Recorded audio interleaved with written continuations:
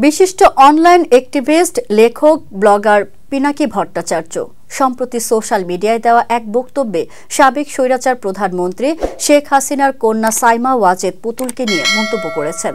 পিনাকির সেই বক্তব্য মুহূর্তেই নেট দুনিয়ায় ভাইরাল হয়ে যায়।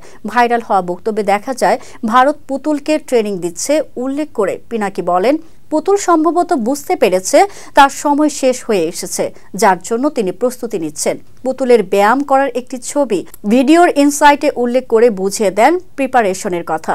ব্যায়ামে ফাঁকিবাজি করছে পুতুল উল্লেখ করে পিনাকি বলেন, আর এভাবেই ফাঁকিবাজি করে বিশ্ব স্বাস্থ্য সংস্থার আঞ্চলিক পরিচালক হয়েছেন পুতুল, আর সাথে পোস্টিং নিয়েছেন দিল্লিতে। চাকরি পেয়েছেন পুতুল, এটা ব্যাপার না, কিন্তু পুতুলকে ট্রেনিং দিচ্ছে ভারত, যেন হাসিনার পরবর্তী প্রজন্ম পুতুলকে বাংলাদেশের উপর চাপিয়ে দিতে পারে ভারত।